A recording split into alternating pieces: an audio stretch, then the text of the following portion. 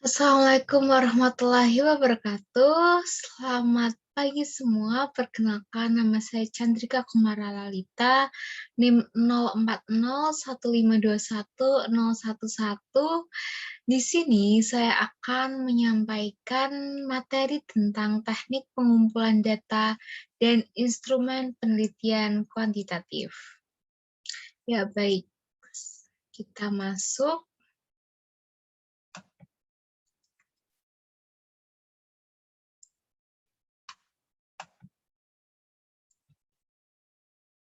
Oke. Teknik pengumpulan data. Di sini menurut Sugiono tahun 2015, pengumpulan data dapat dilakukan dalam berbagai setting, berbagai sumber, dan berbagai cara. Nah, dilihat dari tempatnya, dapat dikumpulkan pada, misalnya dapat dikumpulkan pada laboratorium dengan metode eksperimen, di rumah dengan berbagai responden, dan lain-lain. Lalu yang kedua, dilihat dari sumber datanya, maka pengumpulan data dapat menggunakan sumber data primer dan sekunder. Apa sih itu sumber primer dan sekunder? Nah, sumber data primer merupakan jenis data yang dikumpulkan oleh peneliti langsung dari sumber utama. Sedangkan sumber data sekunder merupakan data yang telah dikumpulkan atau tersedia untuk peneliti dari pihak lain. Jadi di sini ketersediaan data sekunder sangat bergantung pada keputusan peneliti untuk mempublikasi atau tidak. Jadi biasanya ini seperti penelitian sebelumnya, seperti itu. Sumber data sekunder ini sebagai pelengkap. Nah, selanjutnya, dilihat dari segi cara atau teknik pengumpulan data, maka teknik pengumpulan data dapat dilakukan dengan interview atau wawancara, kuesioner atau angket, observasi atau pengamatan, dan gabungan ketiganya. Oke. Nah, teknik-teknik yang digunakan dalam pengumpulan data kuantitatif sebagai berikut. Yang pertama adalah interview atau wawancara. Ini digunakan sebagai teknik pengumpulan data apabila peneliti ingin melakukan studi pendahuluan untuk menemukan masalah yang harus diteliti. Dan juga apabila peneliti ingin mengetahui hal-hal dari responden yang lebih mendalam dan jumlah respondennya sedikit atau kecil. Nah, anggapan yang perlu dipegang oleh peneliti dalam melakukan teknik interview dan juga kuesioner adalah sebagai berikut. Yang pertama, bahwa subjek atau responden adalah orang yang paling tahu tentang dirinya sendiri. Yang kedua, bahwa apa yang dinyatakan oleh subjek kepada peneliti adalah benar dan dapat dipercaya. Dan yang ketiga, bahwa interpretasi subjek tentang pertanyaan-pertanyaan yang diajukan peneliti kepadanya adalah sama dengan apa yang dimaksud oleh si peneliti. Lalu kita lanjut ke dua macam wawancara. Yang pertama, terstruktur. Di sini peneliti telah mengetahui pasti informasi apa yang akan diperoleh, sehingga ia dapat menyiapkan instrumen berupa pertanyaan-pertanyaan tertulis yang jawabannya pun sudah disiapkan. Jadi setiap responden diberi pertanyaan yang sama dan peneliti itu akan mencatatnya. Dan yang kedua, itu tidak terstruktur. Ya, tidak terstruktur itu adalah wawancaranya bebas. Peneliti ini hanya menggunakan garis-garis besar permasalahan yang akan ditanyakan. Nah, ia tidak menggunakan pedoman wawancara yang terstruktur. Nah, wawancara ini sering digunakan dalam penelitian pendahuluan, sehingga si peneliti itu dapat mengetahui lebih dalam tentang responden itu sendiri. Gitu. Ya, selanjutnya kuesioner atau angket. Ini merupakan teknik pengumpulan data yang dilakukan dengan cara memberi seperangkat pertanyaan atau pernyataan tertulis kepada responden untuk dijawabnya. Nah, menurut Uma sekarang, ini mengemukakan beberapa prinsip dalam penulisan angket. Di sini ada 10 prinsip dari A sampai J. Yang pertama, isi dan tujuan pertanyaan. Yang kedua, bahasa yang digunakan. Yang ketiga, tipe dan bentuk pertanyaan. Yang keempat, pertanyaan tidak mendua. Yang kelima, tidak menanyakan yang sudah lupa. Yang keenam, pertanyaan tidak menggiring. Yang ketujuh, panjang pertanyaan, lalu urutan pertanyaan, prinsip pengukuran, dan yang terakhir, penampilan fisik angket. Ya, selanjutnya yang ketiga, observasi. Menurut Sutrisno Hadi mengemukakan bahwa observasi merupakan suatu proses yang kompleks, suatu proses yang tersusun dari berbagai proses biologis dan psikologis. Observasi ini dibagi menjadi yang pertama dari segi proses pelaksanaan pengumpulan data. Ini dibagi menjadi participant observation dan non-participant observation. Lalu dari segi instrumentasi ini dibagi menjadi terstruktur dan tidak terstruktur. Oke, ini penjelasannya. Apa sih itu observasi berperan serta atau participant observation? Nah, di sini itu peneliti terlibat langsung dengan kegiatan sehari-hari orang yang diamati atau yang digunakan sebagai sumber data penelitian. Nah, kalau yang non-partisipan ini penelitinya tidak terlibat langsung, dia hanya sebagai pengamat independen. Ini dibagi menjadi dua. Yang pertama, observasi terstruktur, dan yang kedua adalah tidak terstruktur. Kalau observasi terstruktur, ini tuh sudah dirancang sistematis, apa yang akan diamati, kapan, dan di mana tempatnya. Jadi, peneliti udah tahu nih apa yang akan diamatinya, variabel apa yang akan diamati gitu. Nah, untuk observasi tidak struktur itu peneliti tidak tahu pasti. Jadi, observasi tidak dipersiapkan secara sistematis. Nah, dalam melakukan pengamatan, peneliti tidak menggunakan instrumen yang telah baku, cuman hanya rambu-rambu pengamatan, garis besarnya saja. Tuh.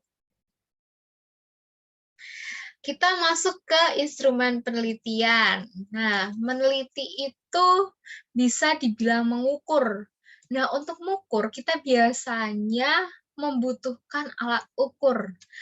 Alat ukur ini yaitu berupa instrumen penelitian. Nah, dapat kita simpulkan bahwa instrumen penelitian adalah suatu alat yang digunakan untuk mengukur fenomena alam atau sosial yang diamati. Nih ya, contohnya. Instrumen untuk mengukur variabel, yang pertama ada variabel ilmu alam. Contohnya, ketika kita mengukur panas, kita menggunakan kalorimeter. Nah, selanjutnya untuk mengukur panjang, memakai mistar atau meteran. Lalu, untuk mengukur variabel berat, bisa pakai timbangan berat, dan lain-lain. Untuk variabel yang masuk ilmu sosial, ada yang sudah tersedia dan ada yang belum tersedia. Kalau yang sudah tersedia misalnya untuk mengukur IQ, untuk mengukur motivasi berprestasi, dan yang lain-lain. Kalau yang belum tersedia, biasanya peneliti harus menyusun sendiri instrumen tersebut. Oke. Nah, kita masuk ke validitas dan reliabilitas instrumen. Oke, di sini ada instrumen valid dan reliable. Bedanya apa sih? Nah, kalau valid, instrumen tersebut dapat digunakan untuk mengukur apa yang seharusnya diukur. gitu. Kalau reliable itu instrumen yang digunakan beberapa kali untuk mengukur objek yang sama, menghasilkan data yang sama pula. Nah, validitas atau validity ini itu sama dengan akurat kalau reliability ini konsisten gitu. Contohnya apa? Contohnya untuk valid, meteran sebagai alat pengukur dapat digunakan untuk mengukur panjang, bukan mengukur berat, suhu, atau yang lain. Jadi jelas-jelas untuk mengukur panjang itu menggunakan meteran. Ini valid. Nah, kalau reliable, meteran sebagai alat ukur tidak terbuat dari karet atau memuai karena panas atau dingin. Nah, sehingga alat tersebut selalu konsisten digunakan kapanpun, gitu. Dikatakan bahwa instrumen yang reliable belum tentu valid. Misalnya gimana? Nah, kalau meteran yang hilang bagian ujungnya. Kenapa begitu? Karena kalau udah hilang bagian ujungnya untuk mengukur ini sudah tidak akurat, begitu kan? Jadinya instrumen yang reliable belum tentu valid gitu. Iya, bentuknya emang masih meteran, cuman dia sudah tidak valid karena hilang ujungnya gitu. Oke, selanjutnya ini ada skema instrumen dan cara pengujian validitas dan reliabilitas. Pada dasarnya terdapat dua macam instrumen. Yang pertama, instrumen yang berbentuk tes. Ini untuk mengukur prestasi belajar. Untuk jawabannya adalah salah atau benar. Nah, kalau untuk yang non-tes, itu untuk mengukur sikap, itu jawabannya positif dan negatif. Gitu. Ini skemanya. Selanjutnya, oke. Pengujian validitas dan reliabilitas. Yang pertama, pengujian validitas instrumen. Ini ada 3, konstruksi, isi, dan juga eksternal. Kalau pengujian reliabilitas instrumen dibagi menjadi 2, eksternal dan internal. Kalau eksternal ini ada tes, retest, ekuivalen, dan gabungan keduanya. Kalau internal, ini tuh lebih ke dicobakan instrumennya sekali saja, kemudian menganalisis butir-butir yang ada pada instrumen dengan teknik tertentu.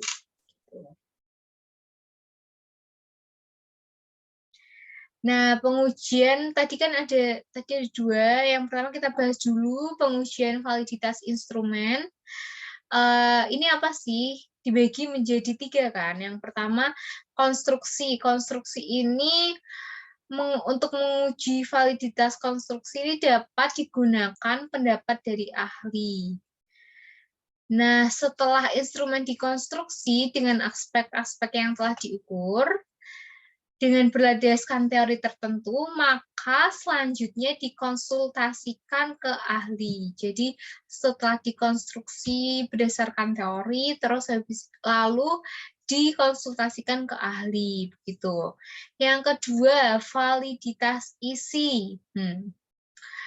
Ini berbentuk tes. Pengujian validitas ini dapat dilakukan dengan membandingkan antara isi instrumen dengan materi pelajaran yang telah diajarkan. Ini biasanya untuk mengukur efektivitas pelaksanaan program. Nah, maka pengujian validitas isi dapat dilakukan dengan membandingkan antara isi instrumen dengan isi yang telah ditetapkan. Begitu. Selanjutnya, yang terakhir adalah pengujian validitas eksternal. Apa itu?